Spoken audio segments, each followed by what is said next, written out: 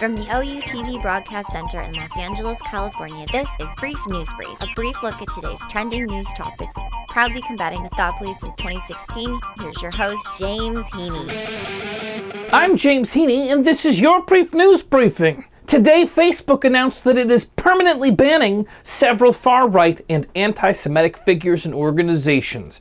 This includes Louis Farrakhan, Alex Jones, Milo Yiannopoulos, if that's how you pronounce his name, and Laura Loomer. They've been banned for being dangerous.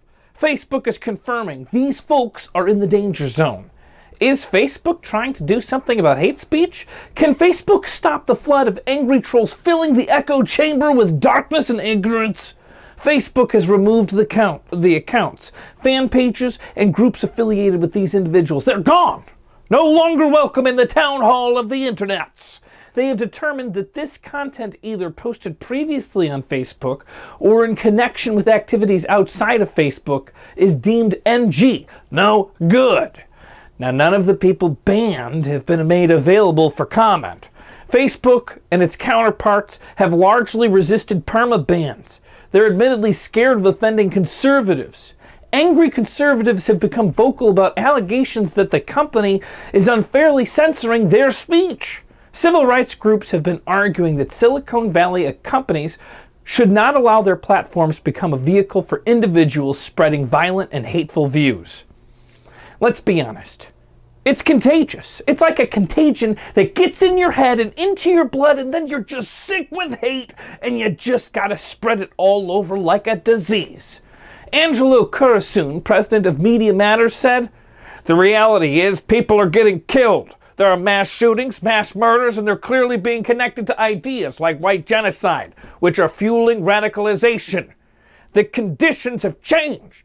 When you have these massive catalyzing moments that are connected to real-life consequences, it puts pressure on Facebook and others to look in the mirror." An alleged Russian spy whale is refusing to leave a Norwegian port city. The whale was first noticed by Norwegian fishermen last week when they noticed that the whale defied normal behavior by persistently harassing their boats. The whale had a noticeably strange harness wrapped around its body, which is weird to me to hear strange harness, because I think any harness on a whale is strange, but apparently this one's even more odd than a usual whale harness. The harness read, "Equipment, St. Petersburg." Researchers say that the harness could have carried weapons or cameras, triggering fresh speculation about a sea mammal special operations program that the Russian Navy is believed to have been pursuing for years. The Russian Defense Ministry has denied the existence of such a program. Yet, coincidentally, the Russian Defense Ministry published an ad in 2016 seeking 3 male and 2 female bottlenose dolphins and offered up a total of $24,000 for it. So, was this a military experiment gone wrong? Is the whale a high-profile Russian defector seeking asylum in Norway? Apparently, the U.S. Navy has its own dolphin and sea lion recruits. They assist the Navy when they're looking for sea mines, which scares me. I don't know how it works, but they help them looking for sea mines, and I imagine it's like, oh, come dolphins, come sea lions, go out there. No explosions? Let's go. I think that might be it. I don't know. Maybe I'm dumbing it down. But whenever they also need to retrieve objects from the ocean floor or gather intelligence for military divers. They are not, however, involved in offensive operations unless you find it offensive that they're being sent out to touch landmines in the water mines. To date, the whale defector has no name, but I'd sure like to pitch this name for it. Gorby the whale? Amazon has a new facial recognition software that's live in action in Oregon. So what is this new experimental police surveillance technique? Well, it all started in late 2017 when the Washington County Sheriff's Office became the first law enforcement agency in the country known to use Amazon's artificial intelligence tool named Rekognition, which I say it weird because it's spelled with a K, which is weird. Rekognition.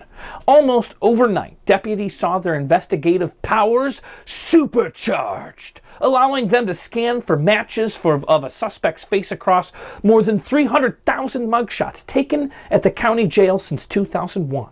A security camera, a social media account, or a deputy's smartphone can quickly become a link to a suspect's identity, including their name, their family, and address. The technology is quickly becoming ground zero for a high-stakes battle over the unregulated growth of policing by algorithm.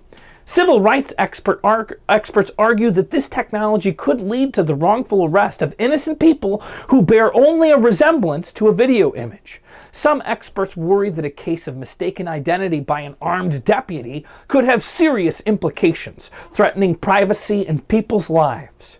Amazon has marked perhaps the biggest step in making the controversial face scanning technology mainstream.